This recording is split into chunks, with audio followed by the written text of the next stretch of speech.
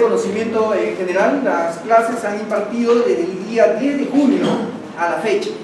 Hemos nosotros tenido a bien la participación de ponentes de calidad, todos ellos proporcionados por la Central General de Trabajadores de Perú, y todos ellos de amplia trayectoria nacional e internacional. ¿Por qué no mencionar, por ejemplo, a Juan José Gorriti, que ha sido nuestro ex secretario general de nuestro sindicato, nuestro glorioso sindicato, actualmente ocupa cargo en la CGTP, y así como en casi todos los que han venido y participado en este evento, en las ponencias que han sido grabadas y han sido enviadas al grupo donde todos ustedes se encuentran, ellos son de una connotación muy extensa y nos han enriquecido enormemente con sus conocimientos para ser mejor como trabajador y asumir mejor nuestra defensa de los derechos que la Constitución nos asigna. Por ese motivo, yo me vanaglorio realmente de haber dirigido esta escuela sindical del 2023 y también, indudablemente, poder nutrirme de conocimientos. Nunca es tarde de la ponencia que podamos considerar insignificante, algo captamos, algo aprendemos. No nos creamos nosotros dueños de la verdad. Nada de lo que nosotros podamos apreciar y vivir en el pasado podemos decir que tiene vigencia para el presente. Yo les invoco una vez más, la mejor forma de afrontar la corrupción y buscar que desarrollarse como persona es educarse, es instruirse.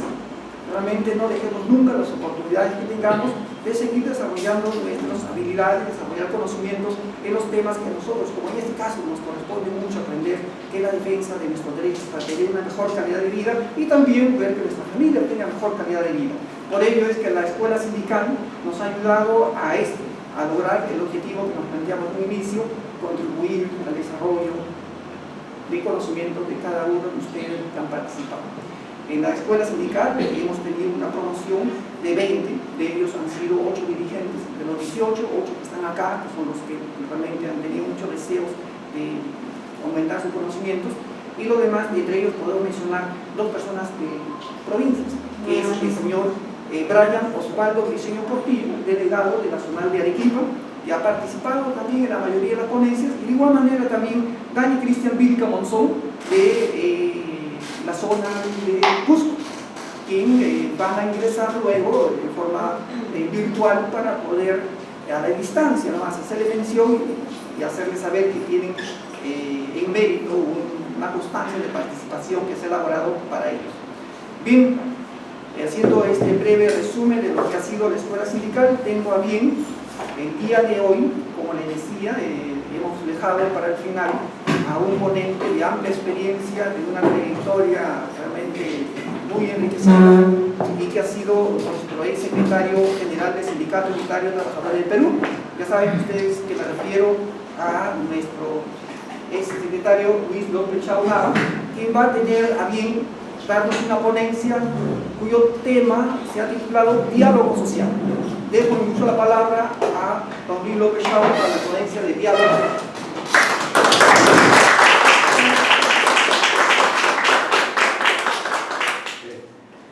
Dirigente, compañeros participantes, muchas gracias y mi agradecimiento por participar en este tipo de actividades sindicales. Yo estoy jubilado recientemente, he pasado casi toda mi vida en el sindicato. Desde la época de colegio yo asistía a actividades sindicales, siendo escolar, y participaba en las marchas de la CGT, y me trae mucho al recuerdo lo que pasa ahora con los jóvenes cuando salen a las calles a marchar en defensa de los derechos, de los pulpines. Eso, en cada etapa siempre hay, la juventud tiene un rol importante. Cuando yo entré al sindicato era un joven muy inquieto, pero lo primero que aprendí de viejos dirigentes de esa época, y está en esta frase: la capacitación es muy importante y es buena, pero más importante y necesaria es la autoformación.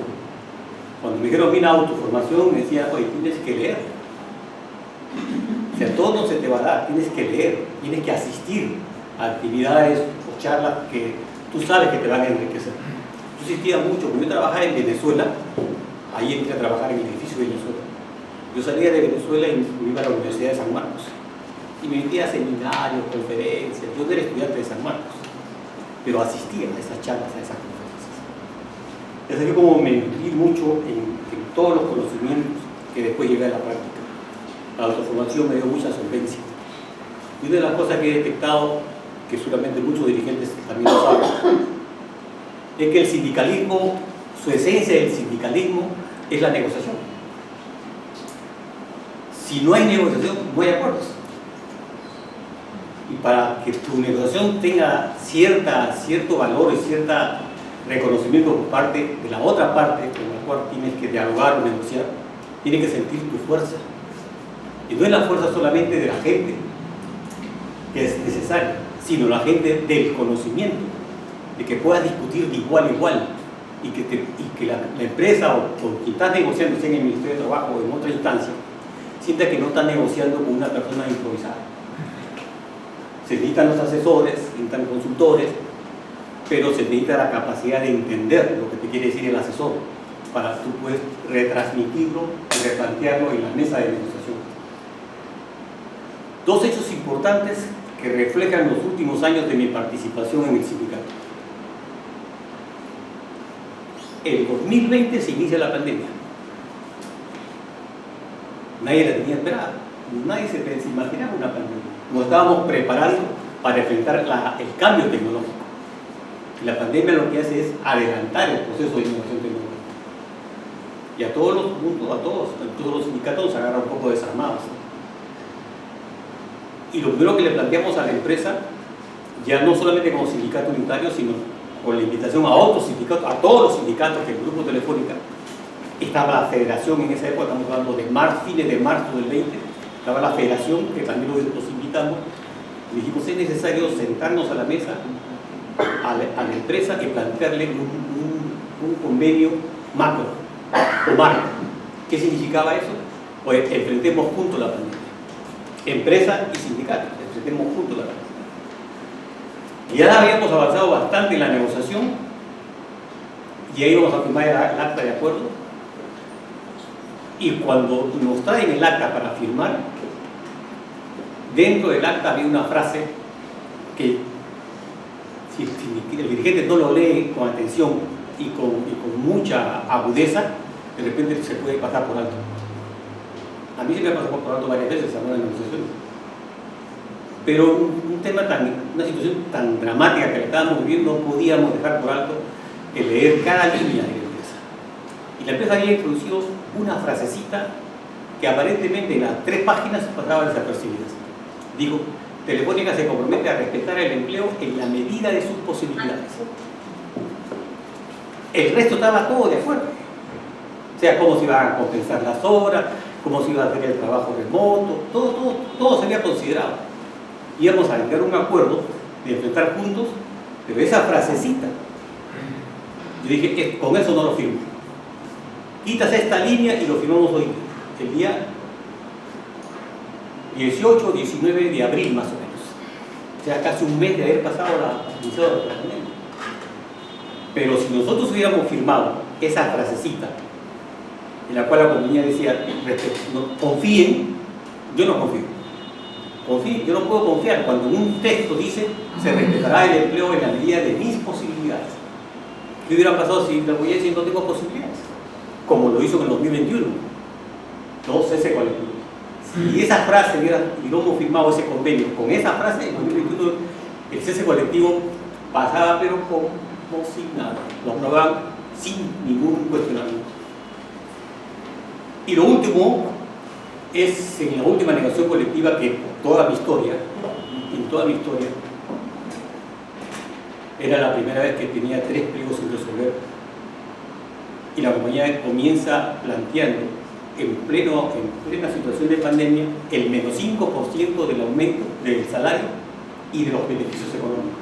Es decir, quería que se firme un convenio colectivo en la cual la compañía, el sindicato aceptaba la reducción salarial y la reducción de los convenios de los beneficios económicos y no a la seguridad del empleo. ¿Y por qué no a la seguridad del empleo? Porque la compañía tenía en la mira el cese colectivo. En el 2021 la compañía sigue con una posición, ya no dice menos 5, pero dice 0, o sea, 0 aumento, sin seguridad del empleo. Después de más de 40 meses después de 40 meses, y ahí viene la resistencia de la Junta Directiva, que ya no solamente recibía la presión de la actitud de la empresa, sino la presión de tu gente, que te exige, oye, ya firma, ya. Inclusive hay gente de mi oposición que decía, firma, ya no importa, firma lo que sea. No se trata de firmar lo que sea. Yo prefiero 1000 veces sentir hoy que mucha gente me ha dado la espalda al candidato que yo estaba proponiendo. No me interesa que me dé la espalda, pero yo me quedo tranquilo con mi conciencia que no hemos aceptado a la empresa que la cláusula de seguridad del empleo tiene caducidad y la compañía quiere que la cláusula tenga caducidad. Pues, después de más de 40 meses hay una cláusula en el Ministerio de Trabajo con el ministro de Trabajo, que antes de ser ministro fue el árbitro de la empresa por el periodo 19-22.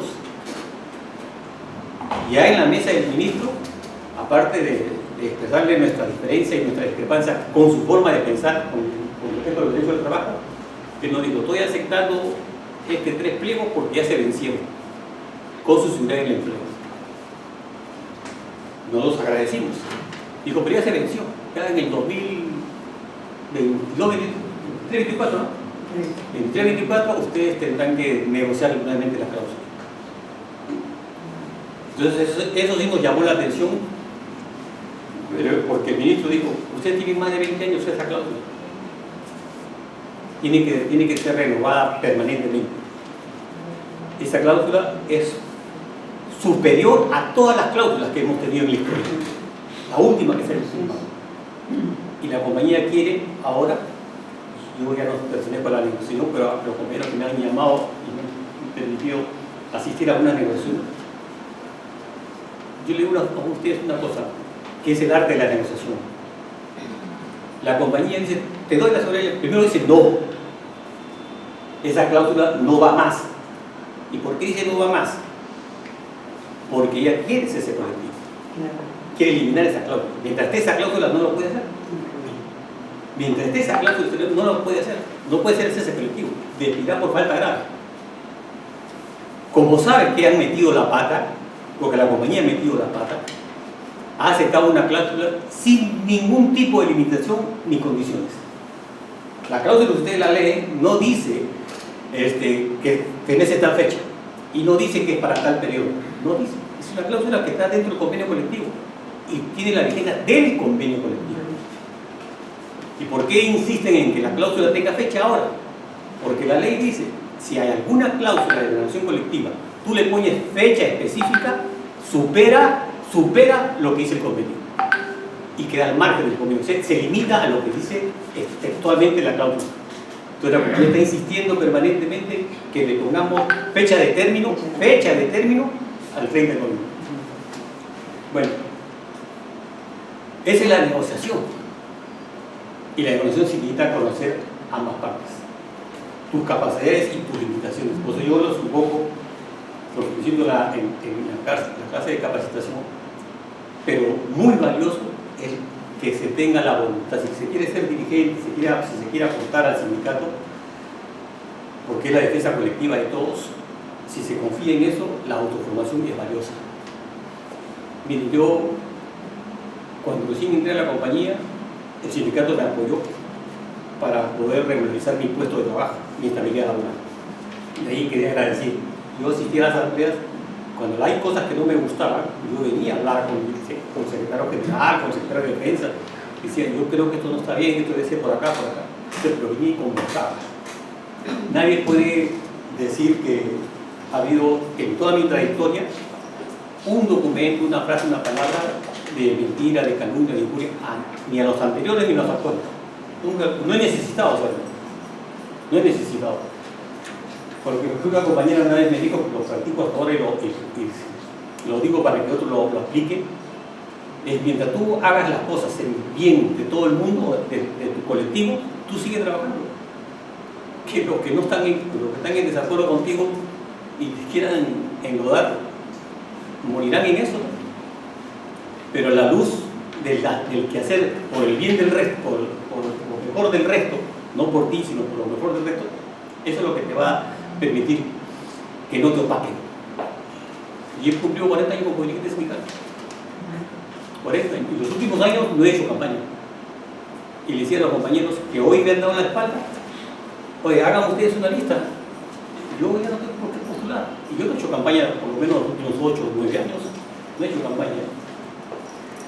Hasta la primera, por favor.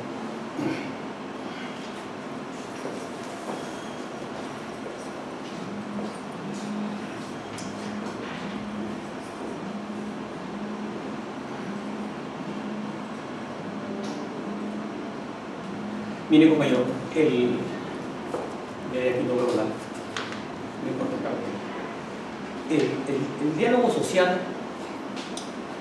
el antecedente que ya tenemos los sindicatos de poder dialogar, sabemos que esta es una herramienta valiosa. Pero, ¿qué tan valiosa, qué tanto valor le hemos dado nosotros como sindicato al diálogo social? No solamente el sindicato telefónico, los sindicatos del país y los sindicatos del mundo. Esta cláusula comienza a discutirse a iniciativas de la OIT en el año 19 y más o menos en el año 2021, 2020-2021, que comienza a tomar mucha fuerza. Y eso es una respuesta que hace la OIT a los conflictos sociales de la época. Los conflictos sociales de esa época, fines del 19, del año del siglo XIX, inicios del 20, había una convulsión social. Esa convulsión social era derecho al trabajo, derecho a un salario decente y derecho a una jornada laboral y a una negociación colectiva y a formación de sindicatos. Como eso todavía no estaba regulado, lo que había era convulsiones sociales en el mundo por luchar porque tus derechos tengan la posibilidad de ser tratados en alguna instancia para llegar a acuerdos. Y así se van formando los sindicatos, cuando ya salen en diferentes partes del mundo las leyes que permiten la formación sindical y los derechos laborales, que son incipientes todavía. Había jornadas de por encima de 12 horas, por eso las 8 horas salen en el 2019. El derecho de una mejora salarial y la negociación colectiva también salen en los inicios de los años 20. Pero junto a eso, que eran los problemas laborales en el mundo, eran los problemas políticos y económicos del mundo. Se estaban dando las revoluciones en el mundo, la revolución soviética, la revolución del mundo comunista en Europa del Este, las revoluciones en China, la lucha por la independencia contra las colonias en el África, muchas convulsiones sociales, la Primera y Segunda Guerra Mundial. Entonces se crea todo un capítulo en el mundo, en la humanidad, de cómo hacer que se pueda llegar a un acuerdo para tener una convivencia pacífica, en paz y con respeto a derechos laborales, sociales y económicos. Entonces este espacio que lo va creando la OIT junto con empresarios, con trabajadores, con partidos políticos, su primer hito importante, que es casi comentado como un ejemplo a seguir, es el Pacto de la Moncloa. El Pacto de la Moncloa es un pacto en España. Después de la Guerra Civil Española, después de la Guerra Mundial, todo eso, el Pacto de la Moncloa. No se olviden que España tenía una dictadura de más de 40 años. Entonces, esa dictadura es derrotada por una suma de fuerzas de izquierda, de las organizaciones sindicales, sean estas comisiones obreras de España, la Unión General de Trabajadores de España, toda esa suma de fuerzas se ponen de acuerdo para derrotar a la dictadura, pero también firman un acuerdo para consolidar la democracia y el futuro del país. ¿Qué significaba ese ejemplo, el Pacto de la Moncloa? Porque no era un pacto sindical, era un pacto político, donde los sindicatos habían sido invitados, y se comprometían a todos a hacer una fuerza para consolidar la democracia después de la dictadura de más de 40, 45 años en España. Y ese pacto hace que España empiece a progresar, estamos hablando de los años 80, de tal manera que deja de ser el patito feo de Europa. Ese es un pacto que mucha gente lo comenta, la OIT lo comenta en todos sus escritos, y de eso sirve de ejemplo para que haya pactos sociales en África, en Marruecos, en Chile, en Guatemala, pactos sociales de convivencia social para salir del tratamiento de conflictos en que está cada ciudad. Yo le pregunto, compañeros, ¿qué deberíamos hacer los sindicatos hoy en la situación que vive el ciudadano cubano. ¿Es un problema económico? Sí. ¿Es un problema de empleo? Sí. Pero ¿cuál es el problema más grave que vive nuestra sociedad? Yo no sé si ustedes vieron directamente la violencia política. Yo sí que viví la violencia política. Acá nos han venido a amenazar la violencia política para que el sindicato se someta a la violencia política. Nosotros no lo hemos aceptado, hemos salido al frente. Aquí nos llenaban de propaganda. Nosotros veníamos en la noche, al día siguiente, y después encontramos el sindicato por bajo de la puerta con una cantidad de propagandas y de amenazas que no teníamos por qué publicarlo, pero eran que nos ponían que el sindicato se someta a la violencia política. Algunos dirigentes de esa época lo saben. Hoy hemos salido de la violencia política, que ha sido de manera controlada, y estamos sometidos a la violencia delincuencial. ¿Hay respuesta a eso? No hay respuesta. Y al no haber respuesta, alguien tiene que tomar la iniciativa y decir, oye, ¿cómo respondemos los sindicatos? ¿Cómo respondemos a esto? ¿Cómo hacemos que las familias de nuestros trabajadores, a través de alguna iniciativa política, podamos decir, oye, hay que hacer algo contra la violencia delincuencial? No solamente... Yo tengo nietos, tengo hijas jóvenes de 30 y tantos años, trabajan, y yo las llamo también el teléfono para que se preocupen porque saber cómo están, porque cualquier cosa les puede pasar a tus nietos, a tus hijos, a tu gente cercana. Uno vive una zozobra. Esta etapa del ejemplo del Pacto de la Moncloa debería propiciar un acuerdo social en contra de la violencia. Ya la gente está tomando iniciativas propias. Hemos visto lo de San Luis, lo del Agustino.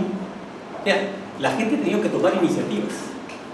Hemos visto cómo en San Martín de Porras, en Los Olivos, en Comas, la gente está tomando, la sociedad está tomando sus iniciativas sola para autodefenderse.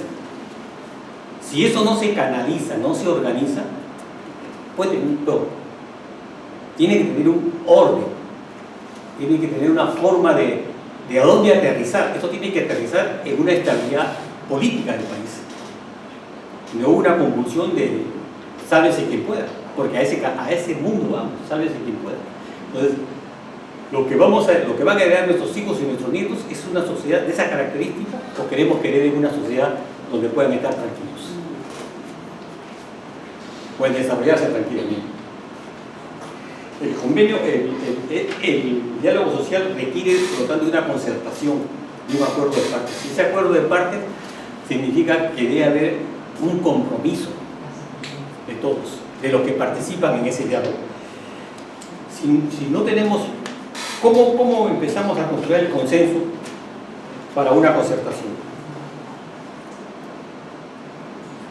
Cuando uno comienza una negociación colectiva, en nuestro caso, lo primero que le traslado al compañero que ha sido dirigente conmigo y a cualquiera que me consulte en otros sindicatos que me han pedido a charlas para una negociación colectiva, lo primero es tu adversario, en este caso tu empresa. ¿Quiere dialogar o no quiere dialogar? ¿Ha aceptado el pliego o no ha aceptado el pliego? Si ha aceptado el pliego y quiere dialogar, entonces tú tienes que empezar a construir el marco en qué condiciones a ti te conviene negociar. Entonces a ti como sindicato te conviene negociar confrontación o dialogando. La confrontación no es algo que uno dice, la comienzo hoy, no sabes cuándo termina. Tienes que saberla dosificar, y le enseñas a la empresa que la mejor forma de dialogar y llegar a un acuerdo y firmar un convenio es creando un clima de respeto. Y creando un clima de respeto, oye, somos iguales. Aquí la relación no es trabajador versus empresa, trabajador versus jefe. Acá es dirigente de empresas, somos horizontales. El trato es horizontal. No hay una relación de subordinación.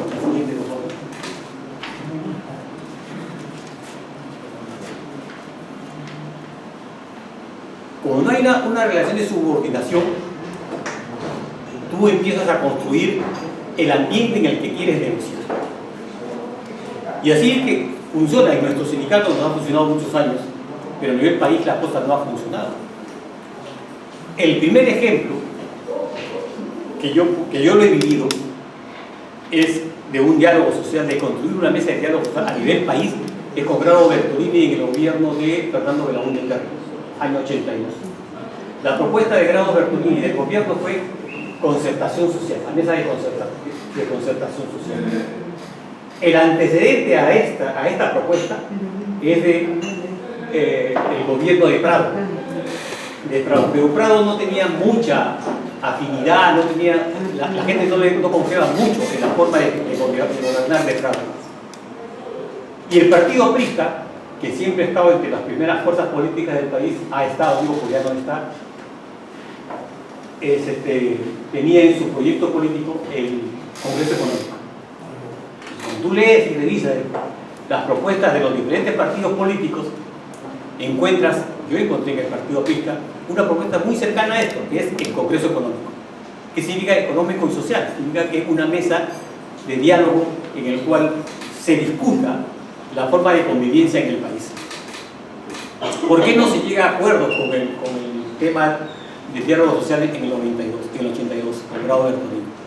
Mi opinión, desde esa época, inclusive, desde esa época, cuando debatíamos en los sindicatos, mi opinión era que deberíamos entrar los sindicatos con fuerza a esa mesa de concertación. ¿Y por qué deberíamos entrar con fuerza a esa mesa de concertación? Porque es el espacio que tú necesitas para imponer tu voz, tus ideas, tus propuestas. No llegas al acuerdo del 100%, pero llegas a algo. Tienes un espacio donde discutir ante las autoridades políticas, que es aquello que afecta a tu vida laboral, a tu vida sindical. ¿Y por qué los partidos políticos no apoyaban la iniciativa de la mesa de concertación propuesta por Acción Popular a través de Grado Bertolini? No entendía por qué no lo hacía el APRA, porque el APRA tenía algo parecido ya en su propuesta política. Lo podía entender de las izquierdas, pero es que el tema era la desconfianza. ¿Y por qué la desconfianza jugó un rol importante en los 80? Porque los partidos políticos, con el apoyo de los trabajadores, fundamentalmente de la CGTP, en la lucha contra la dictadura para imponer la democracia a fines de los 70. Yo no era dirigente y fui detenido 2 veces en los años 70. 2 veces fui detenido por participar en las marchas en contra de la dictadura a través de la CGTP. No era dirigente, pero era muy metido en el tema, muy preocupado, tenía mucha conciencia de lo que hacía, pero sentía que había de las fuerzas políticas de izquierda, incluso de la misma central sindical, una suerte de desconfianza en entrar o no entrar a la mesa de diálogo. ¿Qué es lo que primó desde mi punto de vista? Primó el interés particular de cada partido y de cada fuerza social. Cada uno quería tener la primacía sobre el tema de quién capitaliza la lucha contra la dictadura. Y el problema no era, ya la dictadura había sido derrotada. El problema es preguntarte quién asume un rol protagónico en el desarrollo del país. Y aquí entraba, pero para mí, yo no sé por qué no se hizo, pero el ejemplo de la Moncloa aquí era clave. Hemos terminado una dictadura, hay un problema social muy grave y necesitamos darle un norte al país, un norte para ir construyendo. El país no se va, una sociedad que está totalmente con problemas económicos, de infraestructura, de educación, con problemas de salud, con problemas de empleo, con problemas de salario. Tenía que empezar a construir los rieles por donde se debe transitar ese equilibrio económico y social que el país necesita y la sociedad la necesita. Entonces era el momento para llegar a un acuerdo, que lo hizo Chile. Chile derrotó al gobierno a través de Pinochet, derrotó al gobierno electo de Allende, un gobierno legalmente elegido, pero como era de izquierda, le dieron el golpe. ¿Y qué se hizo después para recomponer el golpe de Pinochet? Todas las fuerzas derechas, la democracia cristiana, la socialdemocracia, el Partido Socialista, los partidos comunistas, los sindicatos en Chile llegaron a un acuerdo una fuerza para la lucha contra la dictadura. Es concertación de fuerzas políticas. ¿Y qué es lo primero que acuerdan? Oye, ¿por qué Chile nos está sacando ventaja? Porque tiene algunos acuerdos de nación, acuerdos que tienen trascendencia por encima de todos. Los acuerdos que tienen son de interés nacional, no se cambian. Entonces, por ejemplo, un ejemplo muy sencillo, pero para graficar. Alan García construye el tren eléctrico, con todo lo que corrupción, que robo, que todo lo que ustedes quieran. ¿Cuántos años se paró ese tren? ¿20 años? ¿O 25 años? O sea, no importaba, ya la investigación continúa. Que continúe la investigación, pero lo que no se puede parar era el desarrollo. Eso es lo que no se puede parar. Si nosotros ahora, si hubiéramos acordado ese tema de la concertación que propuso Bertolini en esa época, hoy estaríamos en esa etapa de autovaloración. O sea, ¿qué está bien y qué está mal? ¿Qué corregimos? ¿Qué eliminamos? ¿Y qué cosas nuevas proponemos? Porque ya has construido el espacio. Ya has sentado las bases. Ahora seguimos discutiendo teóricamente si se hace o no se hace. Otros países ya lo están avanzando. Y por eso nos sacan ventaja, porque aparte de la diferencia política, o las discrepancias políticas que no son malas, son buenas, la diferencia, los puntos de vista distintos son buenos porque te ayudan a encontrar luces donde las cosas no están claras. Por eso es que te ayuda la discrepancia, por eso es que te ayuda el debate y la autovaloración de la realidad de los hechos, si aquí hice bien, que hice mal. Esa era importante. Hoy creo que nos estamos arrepintiendo de no haber valorado en el 82 lo que significaba un acuerdo magno. Lo que han querido hacer después, que le llaman ahora el Consejo Nacional del país, pero es más teórico que práctico. Es más teórico, no se le da el valor que se requiere. La siguiente, por favor.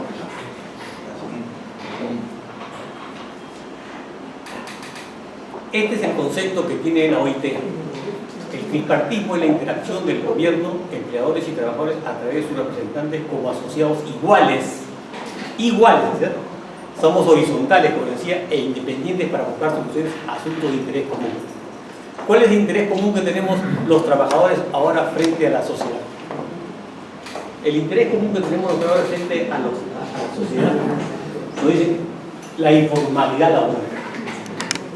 Pero lo que no dicen los empresarios y lo que no dicen los gobiernos es que la informalidad laboral la tienen la culpa a que todos los trabajadores que somos formalmente de las empresas, que tenemos cierta estabilidad laboral, cierta capacidad de negociación, tenemos cierto nivel salarial producto de nuestros convenios colectivos, ciertos beneficios logrados en el tiempo, por ley, por convenios colectivos, etc. Esas condiciones del trabajador regular no pueden ser replicadas al nuevo trabajador. Entonces, lo que tú quieres no es un acuerdo, sino lo que quieres es que firmemos, nos comprometamos a que los trabajadores del país, a los cuales tú les llamas informales, los formalices sin derechos. Una formalización sin derechos es lo que se busca. ¿Y por qué se busca la formalización sin derechos? Porque significa que yo puedo disponer del recurso de la mano de obra y del valor de la mano de obra a la medida de mi conveniencia como empresa. Entonces, ¿qué es lo que dicen los trabajadores? Oye, no es tan así como tú planteas. No es que tú puedas disponer libremente del trabajador y puedas disponer de sus capacidades económicas de acuerdo a las posibilidades de la empresa. El gobierno tiene como objetivo la mayor recaudación posible, porque solo el gobierno solamente puede actuar y hacer cosas en función de que mejora su recaudación tributaria. Cuando todo el mundo empieza a recaudar tributariamente, entonces el gobierno tiene ingresos que los puede usar para el bien social y el desarrollo del país. Las empresas que buscan su máxima rentabilidad, al buscar su máxima rentabilidad dicen cuál es el costo que me afecta. Los impuestos, si no llego a acuerdo con el gobierno, tengo que negociar de alguna manera para que no me impacte. Entonces, esa posibilidad de que el empresario negocie con el gobierno se hace todos los años y a cada rato. Y ustedes lo ven en los medios de comunicación. Se acuerdan exoneraciones tributarias. Se acuerdan compensaciones por reestructuración empresarial. Se acuerdan refinanciamientos tributarios. Y preguntamos nosotros, los trabajadores, ¿algún trabajador ha recibido tiene la posibilidad de una reprogramación de su deuda tributaria? ¿No? Todos los meses le descuentan. Tiene la posibilidad, a pesar de que tiene problemas económicos por salud, sobre todo por salud, por enfermedades graves en su familia, se sobreendeuda. Tiene la posibilidad de decirle al gobierno, ¿sabe qué? Exonérame de mi tributo porque tengo un familiar con una enfermedad terminal y que no tengo los recursos para pagar. ¿No? Tú ves cómo te obtienes en deuda, pero tú me pagas. O sea, el gobierno, el trabajador no tiene esa posibilidad que sí tiene el empresario. Entonces, ¿qué busca el trabajador? Puesto de trabajo y salario justo. Entonces, esas tres cosas, en una mesa de negociación tripartita, ¿qué haces? Llegarle al gobierno y decir, oye, tú no puedes buscar maximizar tus ganancias a costa de mi salario. Si quieres, nos ponemos de acuerdo y le decimos a la empresa que te dé algún beneficio tributario, pero con mi salario no tocas. Y al empleador, al Estado, ¿qué le decimos? Señores del Estado, ustedes no pueden permitir que el empresario afecte mis aspiraciones de mejoras económicas porque mi capacidad de consumo te afecta a ti. Si yo disminuyo como trabajador mi capacidad de consumo, te afecta al Estado. Cada trabajador que tiene un puesto de trabajo, las empresas tienen la obligación de un pago del 9% del seguro social. Lo tiene que pagar el empleador. El trabajador tiene la obligación de su fondo de pensiones. ¿Quién maneja su fondo de pensiones? Una administradora privada. ¿A dónde va? A la bolsa de valores. El trabajador tiene la retención del CTS. ¿A dónde va? A otros, a los bancos. El trabajador paga quinta categoría. Todos esos ingresos, por cada puesto de trabajo, calcula cada puesto de trabajo que se pierde. ¿Cuánto pierdes tú, Estado? Cada puesto de trabajo que tú ganas, que seas efectivo, ¿cuánto tú ganas? ¿Sí? Mientras se formalice a trabajadores con derechos, el Estado puede duplicar a triplicar su capacidad de recaudación. Si somos capaces de ponernos de acuerdo y tu empresa no te sientas mal, porque si crece el ingreso, crece el trabajador formal, crece el mercado y crece la capacidad de consumo. Entonces, ¿qué es lo que necesitas? Lo que el trabajador no te puede dar, es tiempo. Nosotros vivimos del día a día. A pesar de que tengamos un salario, vivimos el día a día. Y la informalidad vive más todavía el día a día. Pero tú tienes las posibilidades de calendarizar cuál es tu margen de ganancia año por año, contribuyendo al crecimiento del mercado del país. ¿Por qué no te hacen caso a nivel internacional? Porque es un mercado chiquito. Por eso no te hacen caso. Si quieres ser un mercado grande, entonces ayuda a que crezca el empleo, pero un empleo decente, un empleo con capacidad de consumo. La siguiente, por favor.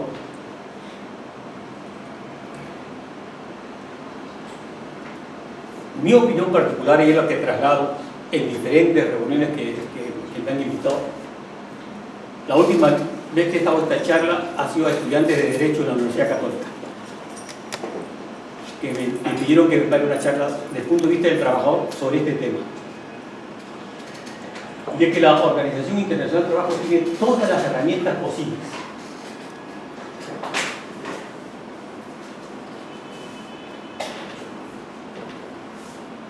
Mire, compañeros. Omar. Gracias.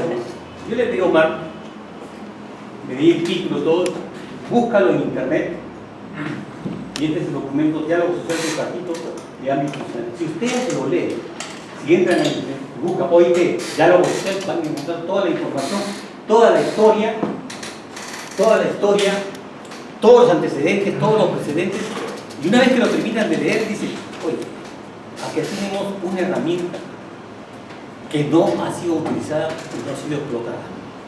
No ha sido aprovechada en el país como en otros sitios se la han usado. Nosotros vamos a enfrentar a una fuerte situación de revolución tecnológica. Y esa revolución tecnológica nos obliga a pensar qué dicen los empresarios. Este es Manual Laboral Empresarial, Cámara de Comercio de Lima. son documentos con los cuales yo he trabajado mucho tiempo y se los aconsejo a todos. Hay que leer al enemigo. En muchas asambleas yo decía, lean El Comercio, lean Gestión, son periódicos de empresarios. Y ahí, ¿qué cosa sale?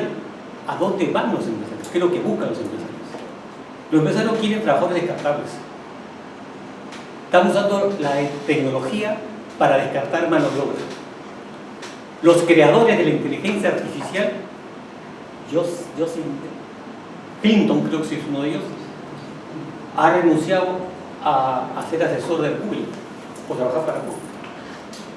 ¿Y cuál es su argumento? Porque la inteligencia artificial, uno de los creadores, dice, si no somos capaces de controlar la inteligencia artificial, cualquier cosa puede pasar. Antes que se aplique la inteligencia artificial, debe ser primero estar seguro que está controlada por la mano de obra, o sea, por el hombre. Si no somos capaces de controlar la tecnología, lo que vamos a hacer es abrir la puerta para que la tecnología mal utilizada controle la humanidad. Están los hackers. Entonces, está cosa, o sea, es importante la tecnología, es importante la inteligencia artificial, todo lo que ustedes quieran. En Europa han hecho encuestas a nivel de algunos países, de decir, oye, esto va a sustituir mano de obra, el mundo se va a robotizar, la inteligencia artificial va a permitir automatización y sustitución de mano de obra. Pero también se han hecho la pregunta, pero eso no consume. Y como no consume, ¿quién consume? Entonces han dicho, necesitamos crear, los próximos años lo van a ver más a la orden del día, porque todavía está en muchos países en debate, es una suerte de pensión, otro nombre tiene, pero es una pensión fija y permanente. Basta que tengas la edad de trabajar, pero como no hay empleo, el Estado te da una suerte de subsidio permanente. Le plantearon 2.200 euros, 2.300 euros. Tengas trabajo o no tengas trabajo. Porque va a generar esto mucho desempleo, porque va a caer la capacidad de consumo.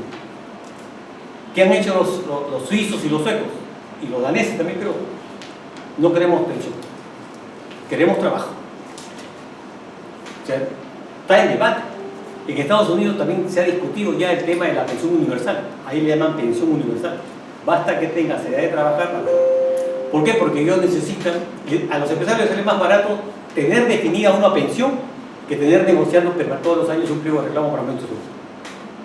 Prefiero obtener una pensión obligatoria que ya sé que en el tiempo va a variar de tal manera, pero la controla a tener que sentarme con los sindicatos a negociar aumento de salarios y condiciones de trabajo. Entonces eso se viene. Entonces, si nosotros no somos capaces de entrar ahí, nosotros tenemos que buscar todas las experiencias posibles que están en ese libro de OIT, de diferentes países, empresas, continentes, de diferentes sectores laborales, no laborales. Ahí encuentran muchas de esas cosas para nosotros poder construir una propuesta de mesa que nos invite a una convivencia pacífica, pero necesita hacer mucha investigación y compartir con la otra parte tus puntos de vista debidamente sustentados.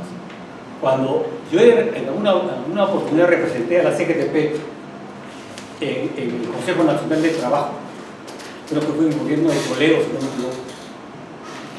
En el gobierno de Toledo, la CGTP me pidió que asista en representación y estaban los funcionarios, no eran los dueños de la empresa. En una mesa de concertación en el Ministerio de Trabajo, ¿quién asiste? La autoridad de trabajo, pues el ministro, viceministro o un director de trabajo. ¿Quiénes asisten por los trabajadores? Los representantes de las centrales sindicales que son trabajadores. ¿Quiénes asisten por el capital? ¿Acaso asisten los dueños de las empresas? No asisten los dueños. Asisten los asesores. O sea, y ese es el primer cuestionamiento. Usted no tiene facultad para decidir. Usted tiene que consultarle a los dueños. Nosotros sí tenemos facultades para decidir, como representantes legalmente elegidos con capacidad de negociar. Usted viene como asesor. Ese es el primer dilema que hay. Pero hay que decirles, en esa época, el representante de los empresarios, que es el señor Tori, hasta ahora me acuerdo, era de la Sociedad Nacional de Banca, asesor de la banca. Digo, señor López Chao, pero usted sabe que el país necesita flexibilidad laboral. ¿Y por qué tenemos que aceptar la flexibilidad laboral? Pero es que usted ha visto el empleo en Estados Unidos, ¿sí? En Japón, ¿sí? ¿Sí? Allá hay flexibilidad, ¿sí? Es cierto, allá hay flexibilidad laboral. Pero ¿cuántos años, la respuesta que le di, cuántos años han pasado para que Estados Unidos y Japón, que son los países que usted pone de ejemplo, tengan el nivel de mercado y el nivel de empleo que se tiene? Más grande que Perú y un nivel de empleo más grande que Perú. Si usted me asegura que va a haber un mercado laboral de empleo estable, regulado como usted quiera, pero estable, de encima del 10% de lo que es hoy día, me siento a discutir con usted la flexibilidad laboral. Pero yo no te lo puedo asegurar. Claro, no me lo puedo asegurar porque lo más probable es que haya más despidos. Pero si usted le habla a sus patrones, o a quien usted representa, y que ellos dicen, no, me están proponiendo 10 años, porque le propuse, en 10 años usted me asegura no despidos, no crecer el mercado en tal porcentaje, crecer el nivel de empleo en tal porcentaje, 3 rápidos. Si usted me asegura que en 10 años nos vamos a discutir la flexibilidad laboral. No quiso, pero no solamente no quiso la representación empresarial, sindicatos nuestros tampoco quisieron. Entonces no hay una visión de hasta dónde queremos llegar. Nosotros queremos llegar a un empleo, si aquí nosotros en Perú, ¿cuántos de nuestros amigos que se han acogido a programas de retiro que no tengan edad de jubilación están bien? Yo en mi casa tengo a mi cuñado que trabajó en la Comunidad de Teléfono, y cuando llegaron los españoles se acogió a un programa de retiro. Él hizo su empresa de contratista, como muchos que se retiraron. ¿Y ahora de qué está? Su empresa fracasó, a los 2 o 3 años fracasó. Se fue su plata. Pero como es hábil, se ha dedicado a la carpintería, a la electricidad, que es lo que sabe. Y hace trabajo a domicilios, cosas así. Y ahorita debe tener 75 años. Más o menos mi cuñado. Pero así como él, muchos. Yo me he encontrado con muchos amigos que han renunciado y no les ha ido bien en lo que pensaban que les iba a ver. La gente cree que la plata se va a multiplicar, no es así si no está bien manejada o bien administrada. La capacidad de concertar que nosotros tenemos o que queremos tener es que debe ser un compromiso de partes. Y compromiso de partes es, si yo soy capaz de sentarme en una mesa, voy con la intención y con la voluntad de concertar un acuerdo. La misma actitud lo espero del Estado y lo espero del empresario. Y compartir información de lo que piensas tú y nosotros. Si compartimos sinceramente la información y compartimos la voluntad de construir una relación de respeto a los derechos y a tu condición de ser humano, es posible llegar a una concertación. Pero hay que iniciarla. No se va a lograr de la noche a la mañana, pero hay que iniciarla porque el ejemplo que hay, la siguiente por favor, el ejemplo que hay en el mundo del trabajo y en el mundo político y económico, hay varios ejemplos que podemos estudiarlos y decir si es posible llegar a un acuerdo por el bien de la sociedad y de los peruanos. Vamos a enfrentar, tenemos que valorar, en primer lugar tenemos que tener conciencia de la realidad. Y una conciencia de la realidad, ¿qué significa? Que los trabajadores organizados cada vez somos menos. Que los trabajadores con puesto estable de trabajo cada vez son menos. Que la capacidad de negociación cada vez es más débil. Y el mejor ejemplo somos nosotros. La compañía sabe cuánto nos jubilamos cada año. y cuántos nuevos entran a la compañía. Y todos los nuevos que entran a la compañía no entran en las condiciones de nosotros, entran con un contrato distinto, contrato de cargo de confianza.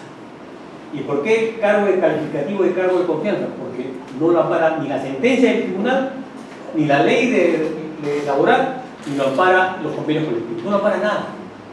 El cargo de confianza es te retiro la confianza y chao. Esa es la ley.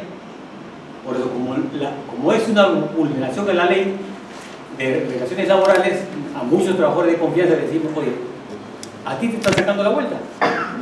Porque tienes un contrato que no te sirve, porque el cargo de confianza es el que reporta a nivel de dirección con información confidencial de dirección para arriba o de gerente para arriba.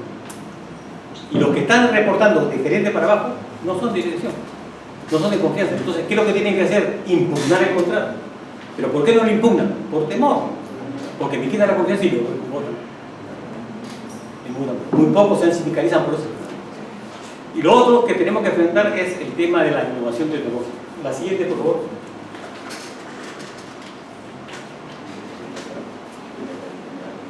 En la innovación tecnológica tenemos que ser realistas. Desde los años, ustedes no sé si recordarán, o algunos no sé, pero en el año 2006, 5 o 6, ya habíamos firmado el convenio de seguridad del empleo. 2003 es el primer convenio que se firma con la seguridad del empleo. Después las huelgas y todo eso. El dirigente lo que hace es pensar más allá de lo evidente. ¿Cuáles son las probabilidades de perder el empleo a la mala por la empresa? Falta grave. O crear las condiciones económicas, o crear las condiciones tecnológicas o de reestructuración para pedir el cese colectivo. Y la compañía lo ha venido haciendo, no ha podido, ¿cierto? Pero ahora nos encontramos con una innovación tecnológica. Y en el año 2006 nosotros le propusimos a la empresa no solamente la creación del área de espíritu, que fue iniciativa del sindicato que después se llevó a una suerte de lluvia de ideas que se hicieron, pero la iniciativa comenzó acá en el sindicato. Pero ahí le propusimos a la empresa crear el área del software. Y la comunidad nos dijo, ¿por qué área de software? Porque lo que se nos viene es que ya estaba la competencia en todo su apogeo, entrando Claro, todavía no entraba en esa época Entel, entraba Claro y venían nuevos operadores. Y el cliente va a requerir el uso de la tecnología de punta. ¿Y qué significa la tecnología de punta? No es lo que yo te vendo, es lo que yo necesito y que me ofreces. El cliente dice, estas son mis necesidades, ¿me las puedes atender o no me las puedes atender? Entonces tienes que crearle un software adecuado a lo que requiere el cliente. Lamentablemente eso la compañía nunca lo aceptó, nunca quiso negociar con nosotros el tema de crear un área de software. Nosotros decíamos, nuestros trabajadores del sindicato de la compañía son técnicos, pero está orientado fundamentalmente a los profesionales. No puedes darte el lujo de que los profesionales estén yendo a la competencia. Utiliza a esos profesionales y optimiza sus conocimientos para que te sirvan a lo que tú quieres. No confíes que el tercero te va a dar todo. Bueno, al final todos somos testigos que el tercero busca cumplir la tarea que le asigna, pero no le interesa la calidad del servicio ni las apreciaciones del cliente. Al único que le interesa la calidad del servicio y las apreciaciones del cliente a los que estamos dentro de Telefónica. Seamos ejecutivos, no seamos ejecutivos. No el tercero.